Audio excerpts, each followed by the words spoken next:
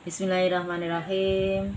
Assalamualaikum Bapak Ibu yang ada di grup 3. Ada Bu Lisa, ada Pak Yon, ada Bu Sisti. Sehat ya Bapak Ibu? Masih semangat ya? Oke, Bapak Ibu yang saya hormati, terima kasih telah memberi kesempatan pada saya untuk melakukan presentasi. Presentasi kali ini saya mengambil materi pembelajaran orang dewasa. Nah, dari materi saya nanti akan menjelaskan tentang satu, pengertian pembelajaran orang dewasa. Kemudian yang kedua, teori pembelajaran orang dewasa. Yang ketiga, karakteristik belajar orang dewasa. Kemudian yang terakhir, saya ingin mengambil prinsip-prinsip pembelajaran orang dewasa. Nah, Bapak Ibu, untuk poin yang pertama yaitu tentang pengertian dari pembelajaran orang dewasa, saya mengambil dari beberapa teori, kemudian saya simpulkan. Saya tidak usah memberikan teori siapa atau banyak, itu tidak. Tapi saya hanya menyimpulkan bahwa pembelajaran orang dewasa itu bisa diartikan dengan memimpin atau membimbing orang dewasa. Itu nih Bapak Ibu, itu konsep kita untuk pembelajaran orang dewasa. Nah, dari konsep itu kemudian muncul karakteristik belajar orang dewasa itu seperti apa sih? Gitu. Nah, di karakteristik orang dewasa itu saya mengambilnya konsep diri orang dewasa memiliki tanggung jawab terhadap keputusannya atas hidupnya sendiri. Nah, dari pengembangan itu akan muncul karakteristik yang pertama, yaitu adanya pengalaman. Pengalaman di sini bisa saya perjelas bahwa orang dewasa itu memiliki pengalaman yang lebih banyak dibandingkan anak-anak. Nah, pengalaman di sini tentunya kalau dari peribahasa mengatakan bahwa pengalaman adalah guru yang terbaik. Artinya orang dewasa itu bisa mengambil pengalaman itu untuk pedoman hidupnya. Nah, artinya ketika dia punya pengalaman yang baik, itu nanti bisa dia gunakan lagi. Kalau dapat masalah yang seperti itu, oh langkahnya ini. Tapi nanti kalau dari pengalaman dia buruk, nah artinya dia juga bisa memutuskan, oh ternyata dulu saya menggunakan langkah ini dan hasilnya tidak maksimal. Nah, dia bisa mengambil permasalahan-permasalahan yang muncul dalam dirinya, kemudian dia jadikan sebagai pedoman untuk melakukan hal yang sama apabila memperoleh masalah yang sama. Itu untuk pengalaman. Kemudian yang kedua, kesiapan belajar pada saat manusia dewasa.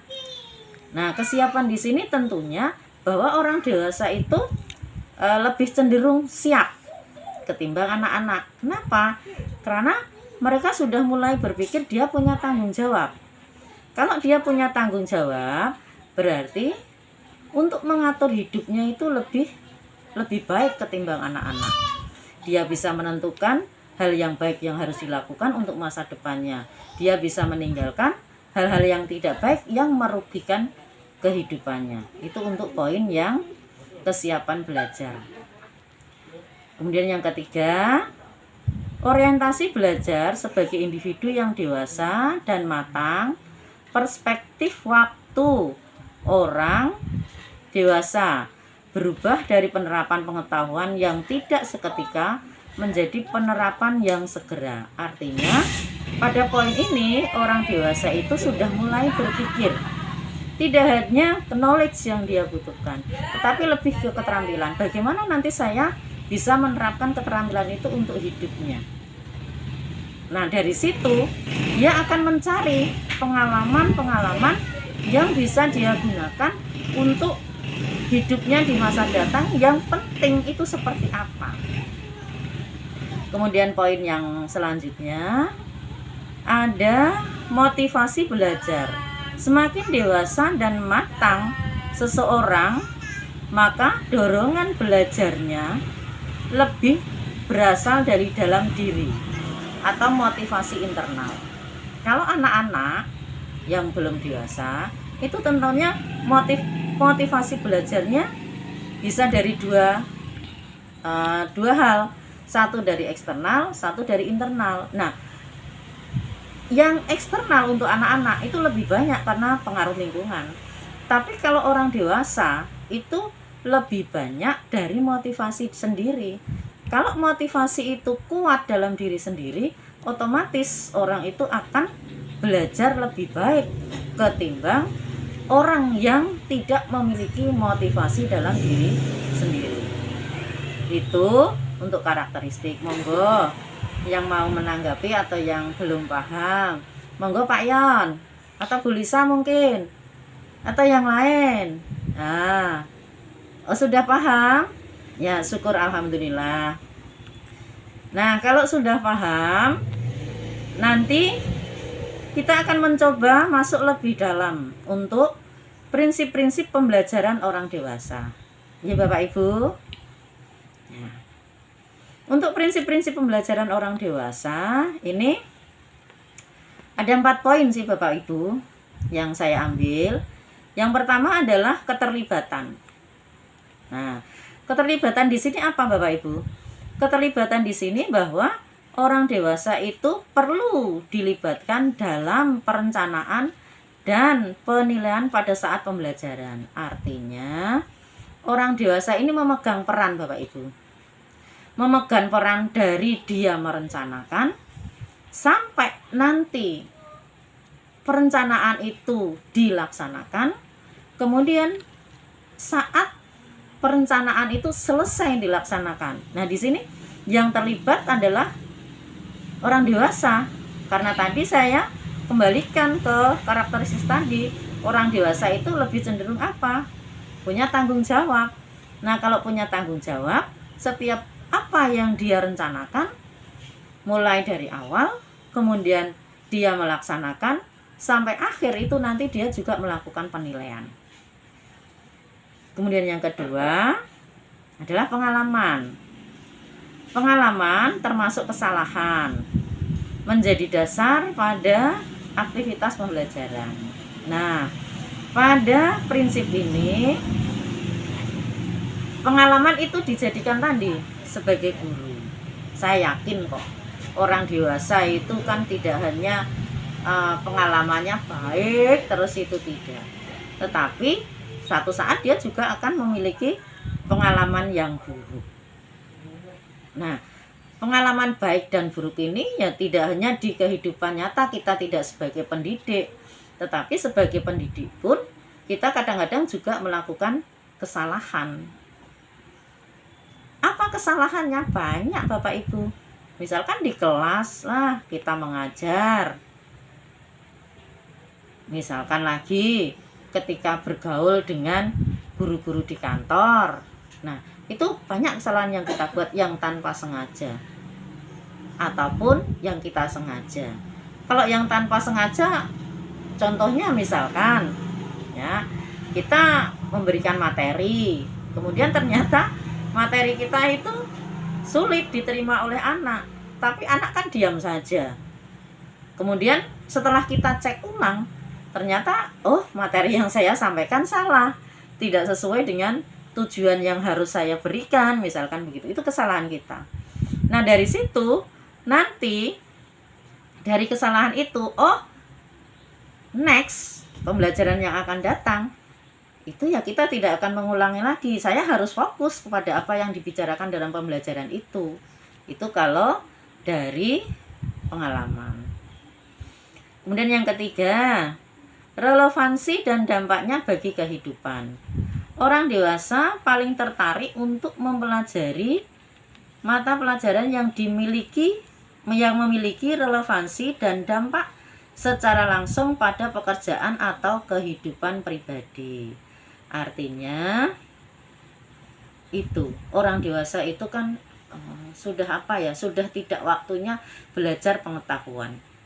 Tetapi orang dewasa ini kan lebih cenderung untuk belajar yang memiliki dampak untuk hidupnya di masa datang itu apa. Jadi relevansi di sini itu lebih mengarah bahwa orang dewasa itu belajar bukan memerlukan teori yang muluk-muluk, itu tidak, tetapi mereka lebih banyak memerlukan keterampilan yang keterampilannya itu bisa dia gunakan untuk hidupnya. Misalkan belajar membuat kalau di tempat saya itu ada sangkar burung, misalkan orang dewasa belajarlah membuat sangkar burung. Lah dari belajar dia membuat sangkar burung, nanti bisa dia kembangkan, dia bisa membuat sangkar burung dan akhirnya sangkar burung itu bisa dijual. Nah itu artinya dia belajar membuat sangkar burung, relevansinya untuk masa depan dia kalau nanti dia sudah berumah tangga lah, atau untuk menghasilkan uang. Lebih banyak untuk belajar itu untuk menghasilkan uang. Kemudian yang keempat, berpusat pada masalah. Artinya pembelajaran orang dewasa lebih berpusat pada masalah daripada berorientasi pada konten. Nah, kalau ini penjelasannya mungkin mengarah ke bahwa orang dewasa itu berpusat atau belajar itu biasanya hampir sama, masalah dulu baru dia belajar. Berpusing-pusing ria dulu, baru kemudian dia belajar untuk mengatasi masalah yang dia hadapi. Bukan dari konten itu ya, bukan dari masalah-masalah yang seperti viral di itu, enggak. Tapi dia punya masalah, kemudian dari masalah itu dia berusaha untuk mengatasi. Itu 4 prinsip pembelajaran orang dewasa. Monggo Bapak Ibu yang mau bertanya dulu. Menurut saya tadi apa yang sudah saya kemukakan itu insya Allah sudah lengkap. Mulai dari konsep belajar orang dewasa itu apa, kemudian karakteristik belajar orang dewasa itu apa, sampai ke prinsip-prinsip pembelajaran. Gitu ya Bapak Ibu. Monggo yang mau bertanya. Monggo Pak Yon, ketok kok mau bertanya. Oh itu Pak Yon ya. Ini Pak Yon, itu kaitannya dengan ini aja, masuk di ini Pak Yon. Karakteristik belajar orang dewasa masuk yang di poin 2 aja Pak Yon. Itu kayaknya contoh di situ masuk Pak Yon. Ya, begitu nggih Pak Yon nggih. Monggo yang lain. Oh, Bu Lisa, monggo. Oh, pengen menambah? Boleh. Bu Lisa pengen menambah yang mana? Oh, ini yang tampilkan yang prinsip dulu ya Bu Lisa ya. Oke, saya tampilkan yang prinsip dulu ya Bu Lisa. Itu tadi saya ada 4 ya Bu Lisa ya. Monggo, jenengan mau yang mana? Mau tambah gimana? Oh, ya. Itu bisa ya Bu Lisa ya. Mungkin nanti untuk prinsipnya itu kita bisa memberikan tambahan seperti yang dikemukakan oleh Bu Lisa. Nggih. Jadi apapun masukan dari jenengan, dari Bapak Ibu itu bisa kita masukkan di situ, tinggal nanti poinnya itu mengarah kemana. Yang jelas pada materi ini saya berusaha memberikan pemahaman tentang pembelajaran orang dewasa. Artinya kita kan orang dewasa. Nah, sebetulnya materi ini lebih mudah Bapak Ibu karena kita sendiri mengalami, kita sendiri juga merasakan hal-hal yang ada di pembelajaran itu. Gitu nggih Bapak Ibu. Terima kasih untuk sarannya, terima kasih untuk koreksinya. Dan kalau memang ada hal-hal yang belum jelas atau ada pertanyaan yang belum saya jawab, nanti kita bisa berdiskusi lagi di lain waktu di grup kita. Ngoten nggih Bapak Ibu. Nah, Sebelumnya saya mohon maaf kalau tadi ada kata-kata yang kurang berkenan. Saya akhiri. Wassalamualaikum warahmatullahi wabarakatuh.